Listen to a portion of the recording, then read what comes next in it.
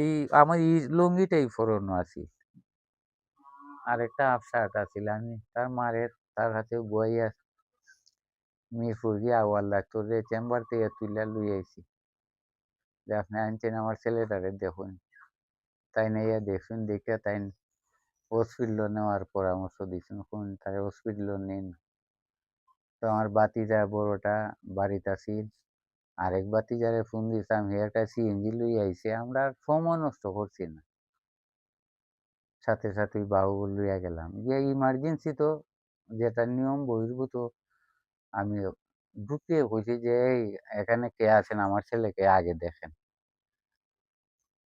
তো ইমার্জেন্সির বেডও একজন রুগী আছিল তার বোধহয় ফাও সিলাই টিলাই করানি লাগে। আমি জানি না কোনটা বুঝে এই ভদ্রলোক নামি গেছি সরি গেছি। সইরা একটা চেয়ারের মাঝে বইয়া কইতাছে যে আমার এটা কেন কইরা দিন আর তার ছেলেরে দেখুন। তো তারা অক্সিজেন লাগাইছে, ইসিজি করছে। এই সময় আমার বাতিজারা আমারে সরাই লিছে। সরাই লিছে কই চাচা তুমি অনো বউ, অনো বইয়া থাকো আর আমরা তো আছি। তা আমি বই রইছি, আমি কিং কর্তব্য বিমূঢ়, কিতা করতাম কিতা না। এরপরের দিকে আমার আরেকটা ভাতিজা গেছে গিয়া আমারে কয় চাচা চলো বাড়ি যাইমুগে। আমার যে সময় কইছে বাড়ি যাইমুগে আমি বুঝি লাইছি আমার রেজাল্ট নাই।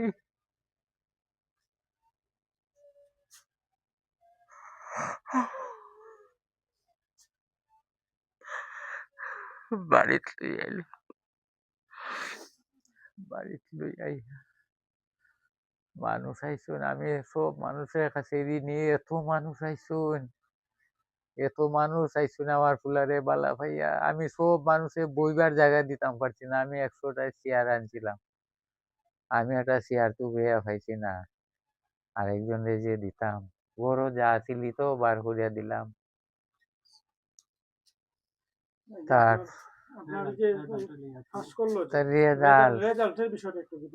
রেজাল্ট আমি এখন আশঙ্কা করতেছি যে তার যে হার্টের একটা হইছে, এ খুব আত্মকেন্দ্রিক মানুষ আছিল, খুব সাফা স্বভাবের আছিল, সহজে কিছু প্রকাশ করতো না। আমার মনে হয় যে সে যে কালকে রেজাল্ট হইব তার একটা সাবজেক্ট খারাপ হয়েছিল, কেমিস্ট্রি সাবজেক্টটা খারাপ হয়েছিল। আমারে কইছিল মানে সে সন্ধিয়া নাছিল যে এই সাবজেক্টও সে পাস করবো না ফেল করবো। তা আমি তারে কইতাম যে তোমার তো এটার প্র্যাকটিক্যাল আছে, প্র্যাকটিক্যালটা বালা করে দেও, দিলে তো তুমি পাস করিলেই পাই।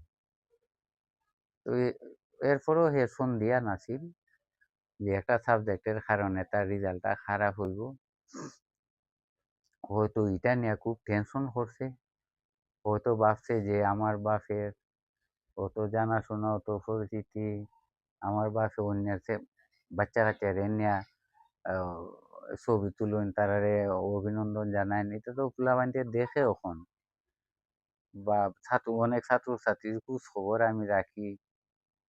এটা তো বাপের কিছুটা প্রভাব তো তার উপরে পড়বই, মানবিক কিছু তার মাঝে গড়িয়া উঠছিল। তা আমি ইচ্ছা করিয়া তার এইখানে কেন লইয়া যাইতাম। আমার আমার দৃঢ় বিশ্বাস যে সে তার রেজাল্টটা কেমন হইব এই দুশ্চিন্তা কইরা এই দুর্ঘটনাটা ঘটছে। আর শারীরিকভাবে অসুস্থ, মানে তার শরীরে লোড নিচ্ছে না, দুর্ঘটনাটা এটা থেকে ঘটছে, এটা আমার বিশ্বাস। বাকি আল্লাহ জানেন। আমার ছেলে তো, আমি তো তোমরা জানো আমি মাঝে মাঝে ধূমপান করি, কিন্তু আমার পুলার সামনে তো আমি ধূমপান করতে পারতাম না। এ বাড়িতে থাকলে আমি বাইরে গিয়া করতাম, চিল্লাচিল্লি করতো কে লিগে বাবা এটা ধূমপান করো, আমার না খাই না তো। এইভাবে আমার একমাত্র ছেলে, সে একমাত্র ছেলে।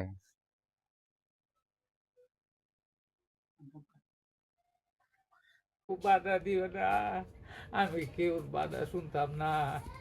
আমার ছেলেরে আমি নিজের হাতে খবর দাফন করবো, আমি নিজ হাতে তারে খবরও রাখছি। ফিরা যখন আইছি তখন তার মা আমারে বাস ফাঁকির মতো চাপাতি ধরছে, ধরে আমারে মারছে, আমারে মারছে। আমি একটু ফিট পাইতে দিছি যে তুমি মারো, বাইরে যদি তুমি শান্ত হও, তবু আমি খুশি।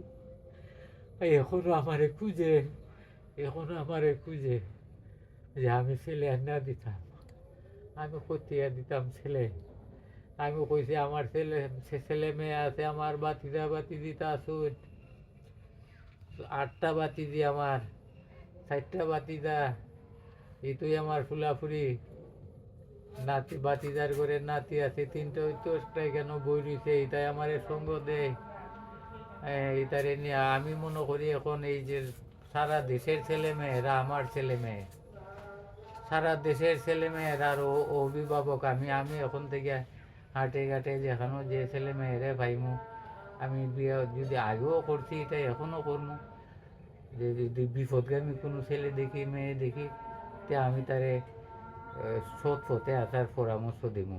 এই ডিউটিটা আমি আমার জীবন দশায় করিয়া যাইব, এটাই আমার একমাত্র বাসনা এখন।